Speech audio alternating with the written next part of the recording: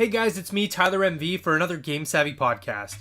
Today in the show we have Socrates, Chris, and Ben from Hyroglyphik Games, and they're working on a game called King of the Hat, and they sat down with me to talk about their ups and downs working on video games, their Kickstarter, which is currently going on, and Father McDaddy, which you'll find out who that is in just a bit.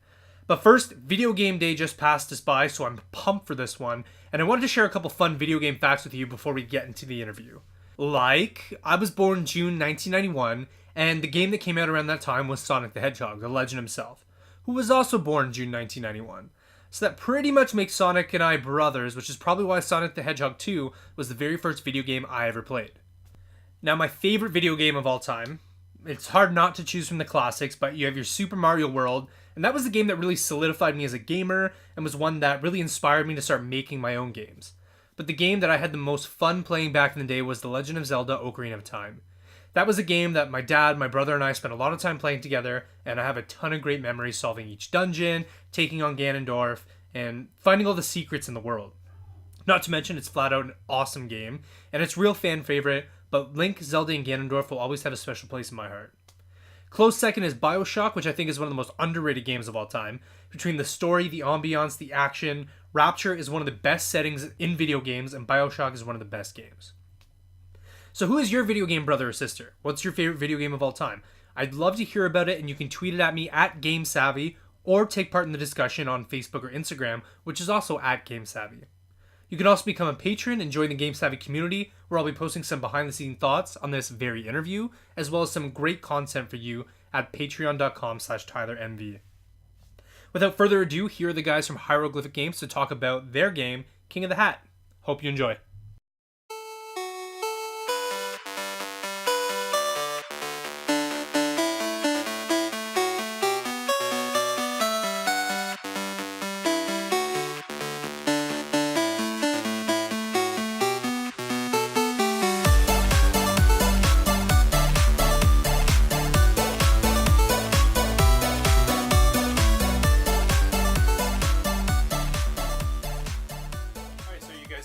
Started?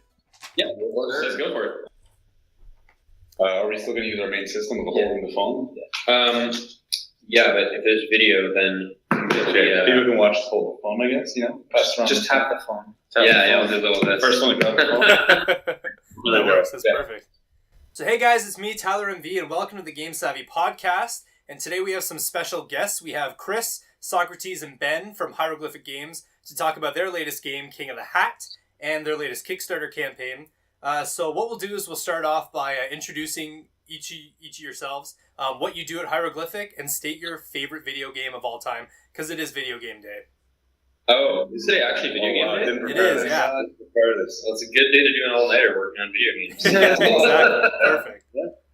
Also, just before we start, what's your policy on swear words? As many as possible. As many as possible. Yeah, that's great. All right, rock, paper, scissors, you starts. Sure. Rock, paper, scissors, shoot. All right, it's me first. So yeah, my name's Ben. I'm actually the newest addition to Hyroglyphik Games. These guys have had the company for 4 years now, and Nice. I'm kind of like the new person. I do a lot of our social media, community management, event planning, and other kind of businessy stuff. And I'm slowly learning the art and field of game design, animation, and programming from these two wizards. I'm actually in school for computer science, but there's still a lot to go. So Awesome. that's kind of where I'm at for Hyroglyphik Games. Cool. Sweet. Yeah, sure. Cool. I'm Chris Day. I am the one that takes care of VFX, level design, UI. I can program as well, although I'm not the main programmer, so I'll make sure the structure looks nice, because mine tends to be kind of a mess, although I can make things work. Awesome. And I take care of UX, so that's a user interface and user experience, making sure that people can find their way through menus easily, which we haven't done yet for King of the Hat, by the way. That's all functional. That's there, purely functional. Cool. As well as share a lot of the game design with these three, or these two. Awesome. And I'm Socrates. I basically fill in all the holes. So whatever people on the team can't do, I just find a way to get it done. So right now I've done the programming and the art mainly, and I'm going to be working on the music with Ben. as well as like main kind of technical direction, like just general like direction. So you're kind of like the Swiss Army knife of the team. Basically, yeah. It's like whenever things need to be figured out, like we don't know how to do this, I'll figure out how to do it somehow. Awesome. So I'm sure you guys are busy as hell working on the game, but I was just wondering if you guys have time to play games, and if you do, what games are currently in your consoles or PCs? What are you playing right now? I mean, I think the way people play video games is a very personal thing. Some people like to play a lot of games and like just a bit. Other people like to get really deep into games. I'm definitely of the latter. So I like to take breaks from working on King of the Hat, and I play Duke of Throne currently. So it's kind of been my main jam since the last year. It's a very, very difficult game. Mm-hmm. Probably spent like 250 hours into it, and I beat it once. Oh, On my part right now, I'm playing Clash Royale. Nice. Phone. Takes a nice little 3-minute games. If I get lost for a few 20 minutes at a time. And before that, I really liked StarCraft 2 and Dota. Cool. And I suck at those kind of games. I don't know what it is, but my brain can't handle the micro of like StarCraft. I tried getting good for a little bit, and I gave up. I feel you, man. My brain hurts after every single time. I'm somewhere in that boat too. But what I like to do is I like to make up StarCraft terminology, and I just say it to Chris and just like, yeah, man, too many stalkers on the field. Yeah. And he goes like, you don't even know how to counter a stalker, man. You don't even know how to counter a stalker. I'm like, yeah, I do. We're marauders, bro. I play Terran. Don't mess with me. Like counter stalkers. Oh, obviously, bro. Obviously, bro. Yeah, they do. Yeah, no, it's 2 Zerglings and an Ultralist. All the credibility for everyone. For everything else going to say after this bullshit. And how about you, Socrates? What are you playing right now? Right now I'm playing Clash Royale with Chris. Oh, okay, nice. I mean, like, I've put an obscene amount of time into Digimon World 2. Oh, yeah. Like, it's not even like one of the best games of all time or anything like that. It's just like, I liked it a lot when I was younger. Oh, that's awesome. So how long have you guys been working on games, and what got you guys into kind of game development in the first place in the game industry? Well, I think we came into game development because we kind of just really didn't know what else to do. Mm-hmm. We, didn't have like a good direction in terms of school. We weren't really succeeding that well. And we kind of just really had that energy to work. So one day I was just talking with Chris, and it just so happened we were like, man, we both don't know what to do. What should we do? He's like, I don't know how to do anything. All I do is play games. I'm like, let's make a game. And then we're like, all right, so we're going to make a MOBA. It's going to be better than Dota. We designed that for a week, and then we realized that we are idiots. Yeah. That's always how it starts. And in a separate world, in a separate part of the movie, there's Ben. He's at home, and he's like, I'm going to make games. And so he's like, I'm going to make this crazy RPG game. It's going to be sick. And you guys all learned about scope all on the same day. Oh, yeah. I think it's really like a mark. Like, it's part of earning your stripes. You have to go through that phase where you have an idea that's just too hard to make. Yeah, especially like when you don't know how to program or don't know how to do art, don't know how to do everything. That's when you have that idea. Yeah, everybody goes through that phase. Then once you do a bit of art and the programming, you realize how much it actually takes to make something of that caliber. Then you get over what we call the top of Mount Stupid. Yeah. And then once you over that peak of Mount Stupid, then you drop back down into like your actual skill level, and understanding that you won't be able to do this and that. And that's when Sokka and I started to make really, really small games. Yeah, really, really crappy small games. Yeah, trying to figure out how to make things fun with just squares. And then we recently graduated from a 2-year program at Dawson College in Montreal for independent video game design. And that's where we created our first mobile game called Zone, and that's where we actually did King of the Hat as our final semester project. Oh, nice. Yeah, but it's been a long journey. So you two met in school, Socrates and Chris. How did you meet Ben? I was actually in the year below Chris in high school, and I knew these guys from CJEP. You know what CJEP is? You're from Ontario? No. You're not from Ontario? No, yeah, I'm from Ottawa. Okay, you're from Ottawa. So yeah, in Quebec, there's kind of this thing called CJEP, which is like grade 12 and 13. Okay, gotcha. All right. Then in CJEP, they were in the year ahead, and then I had decided that I wanted to pursue a career in video games, but I was alone. I was like an individual doing like these very like individualistic themes, kind of things. So I was like on my grind, at this video game event. I saw these two. They had just released Zone, which was the game that they made for King of the Hat. And I I was like, shit, like, sign me up. Like, I want to be on this team, you know? When do I start? And then just kind of hit it off from there. Yeah. We did a game jam in December or so and made a very primitive version of King of the Hat where each had to jump on the other guy's head to kill him. And there was hovering and super jumping, like above the screen. Yeah, super jumping. And that inspired us to, for our last semester, we were like, hey, it's not that bad. I'm sure if we work on it some more, it'll become more fun. And it was what we wanted. We wanted a multiplayer game. So that's how it all began. Cool. And what's been your favorite part about making games so far? Well, probably the fact that you can learn so much stuff. Like you can basically in one day decide, hey, today I'm going to learn how to program this math equation, and tomorrow I'm going to learn how to draw a painting. Yeah. And then the next day I'm going to learn like what the circle of fifths is used for in music, and then the next day I'm going to learn about how characters develop, and the next day I'm going to learn about whatever the hell else I want. You know? Mm-hmm. And as long as it all really pertains to that same project that you want to learn, and it's forwarding your progress, it's all kind of related. And because of that, you really get to see almost like the connection between different fields. And I would say that being like an indie designer isn't really about being like a super master at one thing, but it's really about being a master at the interaction between many things. Yeah. Wow, that's very profound. Oh, that's really inspiring.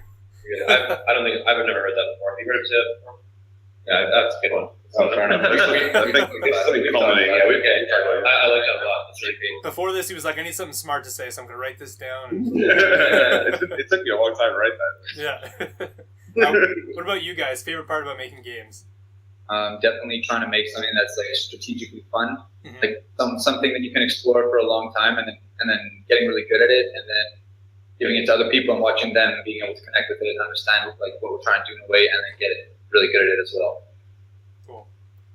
Yeah, it's definitely funny watching like I don't know, it's weird to say, but it's funny watching other people play the game because it's such an absurd concept, right? To see like people commenting and describing the strategy of how to jump on someone else's hat. You know what I mean? Yeah, absolutely. Yeah. So you were talking about how.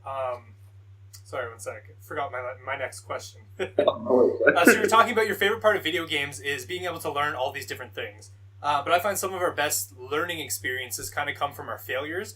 So what's kind of been the hardest part about making games or making King of the Hat so far? I don't know. Definitely the failures. Yeah, the failures. Like every day is a failure, basically. You know what I mean? You can see for every like piece of art that comes out, there was like 5 that happened before that were all like, you know, one of us shows it to the others and they go like, what do you think? And the other's like, yeah, it's okay. And they're like, what do you? No. What is this, a 4 on 10? Yeah, what are you doing? Like the more you fail, the easier it is to like digest those failures. I mean, don't get me wrong, it's still fucking hard. Like when you like work for like 5 hours and everyone else is like, sorry. Like that's just an idealized version of it. It's not that they're sorry. It's just no. Yeah, exactly. It's much harder. Yeah. But it gets better. You know, like every time, like especially if you're the one saying no, it feels so great. No, but if you're the guy getting no too, you're just like, it feels so bad to say no. Yeah, it's heartbreaking. So like all those, also like we're making a lot of big first moves that we've never made, like for example Kickstarter. So that's definitely one of the things that we found hard just to like make sure. That was a green light. Green light was a failure. That's a big failure for us because I mean we did get greenlit in the end, but our greenlit page we just put it up. We didn't even think about it, and we only realized afterwards that you know you got to really put a lot of effort into your greenlight page because there's organic traffic that you need to take advantage of. Yeah. We didn't know who anybody would see it until we just saw that, oh my God, 200 people just saw this and we're getting tons of downvotes. Yeah. So that was it. Kickstarter. We're trying to make like online multiplayer game as well. Eventually, hopefully, it's going to get to that for the first time. So I mean, that's definitely new and different to us. The whole pixel art style is kind of new to us, I would say. Like none of us have done anything like that nearly as professionally. So yeah, definitely a tough part. But I think it's all like going to the gym. It's like you have to fail in order to grow. It's just like a constant thing. So you basically go to the gym and fail. But it's a question of failing at the exact level that you need to fail at. You know, because if you go to the gym first day and you try to lift 500 pounds, you're going to break your arms. But like if you go to the gym and you lift like 5 pounds more than you lifted the day before, you're going to be totally fine. You're just going to keep going. Cool. That's a great way to look at it. You guys are mentioning, you just mentioned organic traffic and kind of like the business side of it. I was talking to Breakfall, the makers of Starwall, and they're working on Pizza Titan Ultra. And they said one of the things that they kind of what surprised them was kind of the business aspect of it. How are you guys handling like the business side of it so far? That's pretty funny. Yeah. I would say we feel very much like you know that dog wearing the business suit. Yeah. Yeah, that's basically how we feel. Yeah. We don't know what we're doing quite yet, but we're figuring it out slowly. But you're learning as you go. No, that's awesome. You guys are doing a fantastic job with the Kickstarter, so you clearly That was know all Ben. something. Ben's killing it right now. That's like, well, I mean, you know, good game. So You made the Kickstarter. There you go. So the game is King of the Hat. I got to play it at the Capital Gaming Expo that just happened. So truthfully, I actually walked by it a couple times and I didn't give it any thought. And then I was playing Keep Talking Nobody Explodes. I kind of took off my VR headset and I saw my brother over at your booth. And he was looking at me and he was like, come play this game, come try it out. And I was like, okay, I'll give it a look. And then I was playing it with my brother and my friend, and I looked over, and we all had this big, stupid smile on our faces the whole time we were playing. Like, it was just so much fun. So, for anybody who doesn't know what King of the Hat is, maybe explain to the listeners what the game is about. I think it's a weird thing to explain, but it's a game that takes place in a world where everyone is born with a hat, and the hat contains their soul. And if you jump on their hat, they die. But the twist is that the hat is also a weapon. So it's not just like stomping on Goombas, because it's like you can throw the hat at someone, and if it hits them, it'll stun them and knock them away, knock their hat off. You can jump on their hat more easily, but if you miss, you might go somewhere where you can't defend it. It's really all about managing two separate hitboxes at the same time. Mm-hmm. So the way I explain it, it's kind of like Super Mario World with Super Smash Brothers. That's what I felt like. Great way of saying it. I love it. Your way is way better than ours. I believe in one of my videos I called it a shit show in the best way possible or something. I like that too. Yeah, we've been using that. So something you just mentioned was there's the idea where you have to use your hat to knock the other person's hat off, but your hat's also your biggest vulnerability. So is there something like metaphorical in there in the game where you have to use this thing that's your most vulnerable thing as a weapon against other people, but it leaves you vulnerable at the same time? So I think something that we've been thinking about altogether through this project is what even is a hat? I mean, that might sound like a weird question, but it's just like, why would somebody wear a hat? Because not everybody wears a hat, and not everybody wears a hat all the time. Like, none of us are wearing a hat right now. And I think that a hat in itself is like, it's a statement of like individuality. It's a statement of saying, like, this represents me, and that's why I wear it. Yeah. Or an expression. Tonight I want to be this. And even if the hat is something you wear for, like, a job or something like that, it's something that really represents an identity. Mm-hmm. And so, like, that's kind of something that's been driving the thought process of the game for a long time. But your question is super good, but, like, you know, it's your weakness, but it's also your most powerful thing, so you kind of have to put it out there to kind of really succeed in the game. So it's a nice question. I actually haven't paid much mind. Knowing that you can get crushed and totally say, no, your thing is stupid. Yeah, because what I do think is a mechanic in a game is similar to like a literary mechanic, in the sense that like the hat being the form of individuality of each character, it's also the thing that they put on the line when they attack. And it's also the thing that can be crushed, that kills them. I thought you guys were going to have some story about some past lover who scorned you and you put yourself out there and made yourself vulnerable and she stomped all over you or something.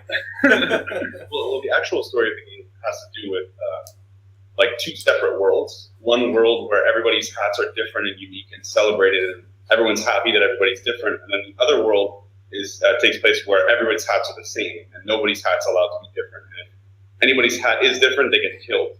Oh, wow. Yeah, so it's really this juxtaposition between two separate societies where in one society everybody's unique and individual, and in one society everybody's the same. And the society where everyone's the same ends up taking over the society where everyone's individual and forcing them to fight each other with their own individuality. You know? It's a really deep game. But it's also kind of fun and just stupid, and you know. Like I just imagine myself on a couch with some guys drinking beer, beating each other up, and stomping each other's hats. But dang, like there's a message there.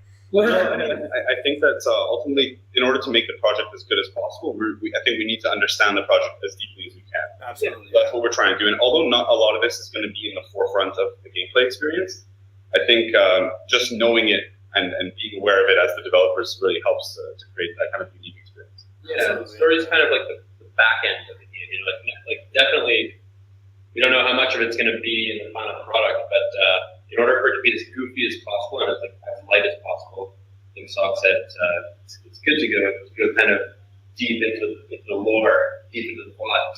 Absolutely. Yeah, I find it helps us really keep everything consistent and feel like it's from the same place. And we're designing our characters, if it doesn't go, or if we're designing a new place in the world, if it doesn't fit into the story that we've made, then we know that it's we should function. So my favorite character is probably the washing machine, or is it Cole? Is that the Yeti's name, Cole? Yeah, cool. Yeah, so Cole. So I was wondering if you guys have a favorite character in the game. Yeah, we have favorite characters. Yeah. You want to start, Chris? Sure. I think, although I do love Birthday, I think my favorite character right now is Kiara. Nice. Yeah, just because I don't know, I just love her playstyle. It's great. Also, I guess like a bit of a princess. So.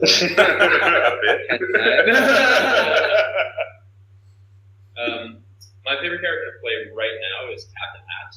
Nice. Because he's just really strong, and I find he has great movement. But my favorite character in terms of story and plot have got to be like Cole and Zoe. Cole because just look at him, he's just this big yeti. Like I just want to like a hug from Cole. It's like this I totally get it, man. I totally get it. yeah, and Zoe is good too because I feel like it's like the best I've done so far in terms of art because like a lot of the other characters I would do like the first rendition and Socrates would like actually like level them up, you'd like get inspired by it. But Zoe, I felt like my first rendition was like closer to the finished product than the other one, so kind of like a personal picture. Yeah. I've been on the Captain Hat train forever. And everybody seems to be picking up Captain Hat because finally they're realizing how good he is. But I've been on the Captain Hat train since day one. Since everyone was saying Captain Hat's Garbaggio, I was there saying no. I love the washing machine because I walked up to the game and I was going through the characters. I was like, wait a minute, you can play as a washing machine and his hat is a laundry basket? That's the greatest thing of all time. We added that washing machine actually at CGX. Yeah, oh, we had nice. it the night before that you saw it actually. Oh, that's awesome. Wow. I Yeah, feel special. because I was lying in bed with Chris and I was saying like, yo, wouldn't it be awesome if we had more characters in the game? And he's like, well, yeah, that would be awesome. I was like, but it takes me so long to do the animations. Like Cole's walk animation took me 8 hours to draw. I was like, oh man, I want to do another 8-hour animation. And he goes, well, what can you do? I was like, well, here's the idea. What about a cardboard box character with only one animation? Cardboard box. He's like, nah, I don't like it. So I'm like, okay. What about a washing machine? He's like, nah, not feeling it. I'm like, no, okay, check this out. It's a washing machine. And his catchphrase is, I'm going to put you through the spin cycle. And he's like, I don't know, I'm just not seeing it. And I'm like, okay, I'm going to do it for tomorrow. So I stayed up all night. I worked on it for like 3 hours, put the washing machine in the game. And what we noticed was that adults, like mainly people who didn't feel connected to games that much, parents of kids and like older people tended to really connect to the washing machine. Because it's something that they could kind of understand, It's like, They don't really understand, like, I don't know, what Yeti or all those kind of things, but on a daily basis, they interact with the washing machine and to kind of see that analog for themselves in the real life, It's like, oh, I can connect to this character. And then we also made the washing machine really strong. So because these people weren't super great at games, they were able to take this character and win with it. Oh, wow, no way, that was smart. Like a strong connection. So what's kind of your process for coming up with these new characters? Like, you do have these very cartoony characters who have very individualistic personalities and looks to them. So what is the process? And are there going to be any new characters coming soon? Well, generally what we do is that we joke around a lot. So for every character that gets made, there's like 10 characters that are just like a complete joke, or they're like tentative on the back burner, or they need to be reworked or whatever. Here's an example of a character that came about. So there's a character called Father McDaddy.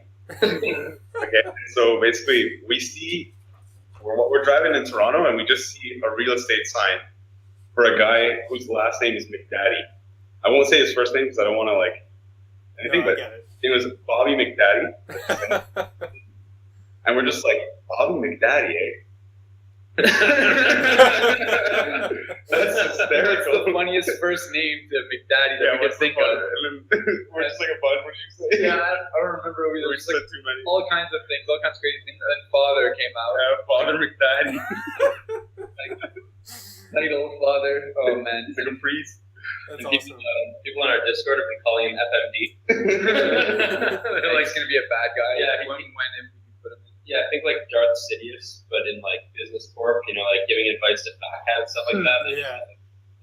He's creeping. So that night I tried to draw Father McDaddy, and I could not draw him, and I accidentally drew Forrest instead, which is another one of our characters. But that's how Forrest came about. Yeah. Just like Chris looks at him, and I was like, "Do you think this is Father McDaddy?" He goes, "No." I was like, "What do you think his name is?" He goes, "Forrest." So they come about in all kinds of weird ways. Like one time we were on stream with Kid Fox, and I don't even know how it happened, but we ended up creating Garbaggio. Yeah, because somebody asked if there could be a character called Garbaggio. Yeah. So Really? someone asked on stream if there could be a character named Garbaggio, and then we created him on the spot, like right there. Sure. We're Yeah, like, why not? all right, it's gonna be a character with like an Italian mustache, and if he's gonna throw his lid, and if a hat falls into him after it dies. And then we went and created his whole family. There's Recicle. and Composto. Awesome. Do you guys have? I didn't check. I kind of like vaguely skimmed through your Kickstarter rewards. Is there a reward on there for like if I donate $1,000, I get to make a character in the game? Is that on there? $500. Yeah, and 4 of them have been bought already.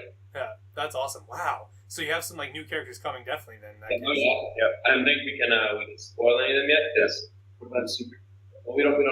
We don't know. But we do also have some characters that are our own characters that are set to come out. So there should be like a decent amount of new characters coming soon. That's awesome. So you guys were also talking about how you wanted to make a multiplayer game.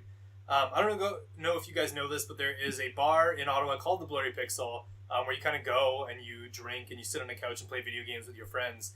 And I imagine like playing an enormous amount of King of the Hat at the Blurry Pixel. It kind of seems like that perfect couch co-op game. Was it designed that way to be like the perfect couch co-op game?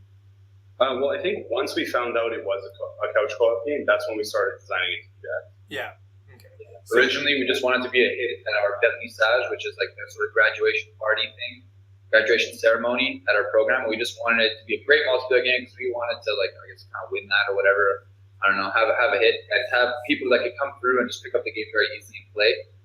We noticed at that event actually that it was really good for that, and now we're designing for it. Mm-hmm. And at the same time, we're also I think we're designing for two things. One is the couch multiplayer, and the second is a casual competitive game.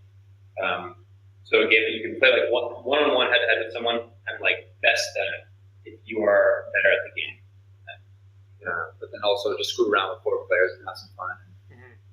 Have you guys thought about like esports and like competitive gaming and that stuff? Yeah, we have actually. We've just been to like I guess you could say esports, esports tournaments. I guess. Yeah. We went to Super Smash Con and we just got back from DreamHack. Oh, nice. So we've had like a good amount of esports players come through and actually play the game, and like seeing them play really allows us to understand what they're looking for in a game. And I think there's this kind of scalability of competitiveness that exists, where people who aren't going to play at a very high level don't really care that the interactions aren't consistent or are consistent. So if you keep them consistent, it doesn't really make a difference. But the people who are at that high level, they want consistent interactions. And so I feel like as long as you just keep the interactions consistent, then it's going to still appeal to both audiences. No, that's cool. And what are some platforms you guys are thinking about releasing it on? So initially, it's going to be on Steam. We should be on Steam in roughly 2 months to 5 months for PC and Mac. And then ultimately, depending on how our funding goes, and it's obviously our dream, we want to try to get onto as many consoles as possible, including the Nintendo Switch. Awesome. And that was one of my questions. I was going to say, once the Kickstarter is done, what are you guys planning to do with the game? And I was going to mention that it would be an absolutely perfect Switch game. So that answers that question. Yeah, that's our dream. We're basically going to, after the Kickstarter, have the game out in early access so people can play it and share with their friends and give their feedback in our Discord, while we spend another year and a half developing all the features that got funded, and then do a full console release. Cool. So there's a lot of definitions of success, but how would you define success for King of the Hat? Oh shit! Well, I think in many ways it is a success already for us. Yeah, because I mean we came in from another project, Zone. We just finished Zone, and there was a lot of things that we learned. There's a lot of things like if you play Zone ever, you'll see there's a lot of things that we clearly messed up. You know, there's some things we did well, but there's a lot of things we clearly messed up. So I would say in the last project, the thing we did really well was the gameplay. And the things we did really terribly were the artwork and the business aspect. And so coming from that project, there's a lot of lessons we learned, and we figured out why we did those things wrong. So going into King of the Hat, what I would say is that there is a lot of issues from those two aspects that we failed last time that are now much better. And we just did a second art pass, and the art pass is looking good, and we're running a Kickstarter, and the Kickstarter is doing good. And so, to me, this is already a success because we've gone one step further than we went last time. And just because we don't reach, let's say, a full financial success on this project, the fact that we've gone that next step is really what matters. And the next project will go one more step, and the next project will go one more until we get through what we need to. Awesome. Enough said there. So, how can people keep up with the game? How can people keep informed and keep up with you guys? Do you have a Twitter account, Instagram, website? We have Twitter, we have Facebook. Honestly, the best place to reach us is the Discord.